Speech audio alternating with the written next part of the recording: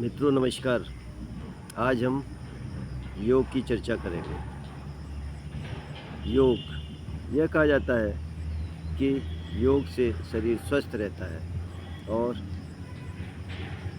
यह भी जानना ज़रूरी है कि योग से शरीर के अलावा आत्मा और परमात्मा का मिलन कराने वाला भी योग ही है। योग का शाब्दिक अर्थ जोड़ है, अर्थात योग के द्वारा हम आत्मा को परमात्मा से जोड़ते हैं और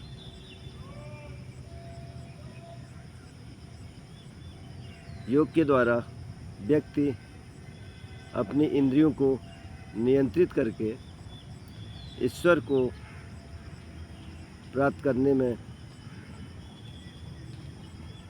सफल होता है। योग के द्वारा हम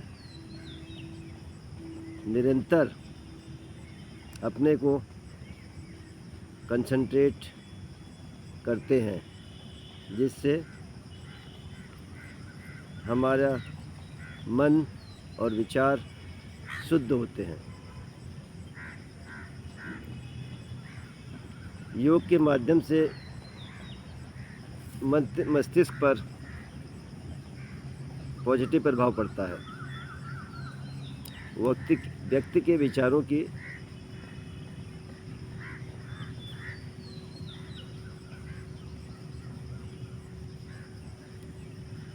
वृद्धि होती है और मनुष्य को यह अध्यात्म से जोड़ता है। योग के कुछ महत्वपूर्ण भाग हैं और कुछ महत्वपूर्ण प्रकार हैं। इन महत्वपूर्ण भागों में नंबर 1 है कर्म योग।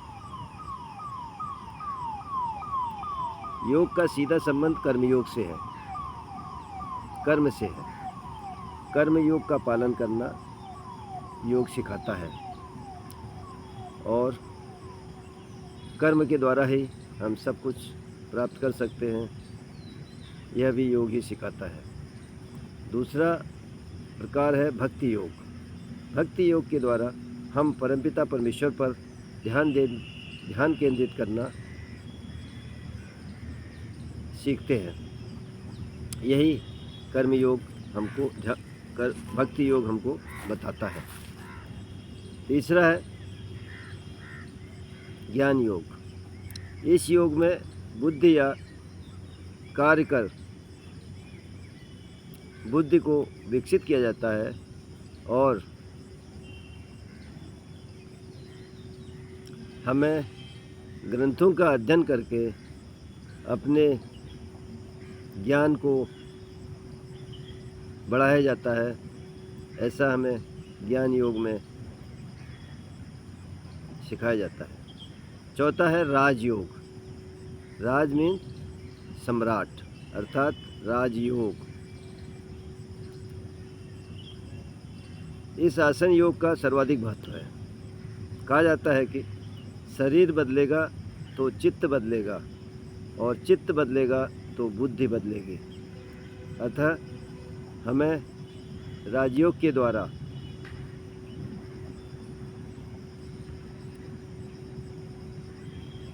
अपने बुद्धि को विकसित करके आत्मज्ञान को प्राप्त कर लेना, यह राजयोग सिखाता है। वैसे तो योग में के 3 ही कारण होते हैं। आजकल जो योग चलता है वो 3 ही कारण से होता है और वो 3 अंग हैं योग के: आसन, प्राणायाम और ध्यान। यही सबसे ज़्यादा प्रचलित है। आसन में हम शरीर के अंगों को उचित रूप से संचालन करने के बाद जो योगिक क्रियाएं की जाती हैं उनको आसन कहते हैं। प्राणायाम हम श्वास के द्वारा श्वास को नियंत्रण करके अपने अंतर मन को केंद्रित करके हम जो भी क्रियाएं करते हैं उनको प्राणायाम कहते हैं। और तीसरा है ध्यान। हम श्वासों को संचालन करते हुए अपने मन को ध्यान केंद्रित करते हैं, इसे ध्यान कहते हैं। योग के इन तीनों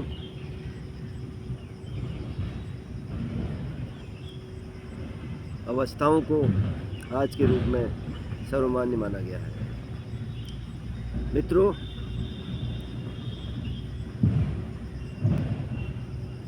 योग का प्रारंभ कब से हुआ, यह भी एक महत्वपूर्ण विषय है। कहा जाता है कि 15,000 वर्ष पूर्व एक योगी हिमालय में आए थे और वो वहाँ पे कई वर्षों से अपना ध्यान केंद्रित करके योग कर रहे थे। आसपास के लोग कुछ समय उनको देखने आए और कुछ समय देखने के बाद चले गए, लेकिन 7 लोग उनके साथ बैठ गए और निरंतर उनके साथ वो भी योग करते रहे। बाद में इन 7 लोगों को सप्तऋषि कहा गया और जो पूर्व में आए हुए हमारे योग ऋषि थे उनको आदि योग कहा गया। निरंतर योग करने से न तो उनको तन में कोई असर पड़ा, न ही उनके मस्तिष्क में और शरीर में कोई असर पड़ा, बस सिर्फ उनको आंसू ही आ रहे थे। कहा जाता है कि जब आप ध्यान में अंतर्निहित हो जाते हैं तो आपको आंसू आते हैं। यही उन आदि योग ऋषि के साथ हो रहा था। आदि योग ऋषि को जब ये लगा कि ये 7 लोग भी हमारे अनुयायी बन सकते हैं, तो उन्होंने उनको ज्ञान देना शुरू किया और ज्ञान बांटने के बाद उनको 7 दिशाओं में भेज दिया। और ये 7 लोग जब बैठे थे तो धीरे धीरे धीरे सूर्य दक्षिण दिशा में चले गया और दक्षिण में जाके दक्षिणायन में ये लोग भी अपना मुंह करके बैठ गए। और कहा जाता है कि इसके बाद आदि योग ऋषि ने उन्हें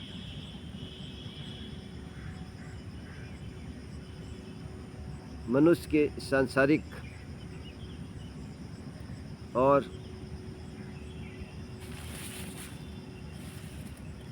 मनुष्य होने का विज्ञान उनको समझाने लगे। यही वो तिथि थी जिस दिन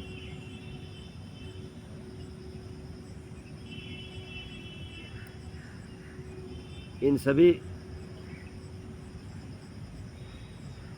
योग ऋषियों को मनुष्य होने का विज्ञान भी समझने आने लगा। और इसी तिथि को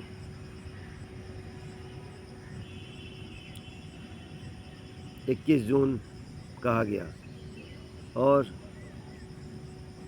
संयुक्त राष्ट्र संघ ने भी इसी 21 जून तिथि को वर्ल्ड योगा डे, विश्व योगा दिवस के रूप में मनाना शुरू कर दिया। साथियों, इस वीडियो में इतना ही। अगले वीडियो में फिर मिलेंगे। नमस्कार। Thank you.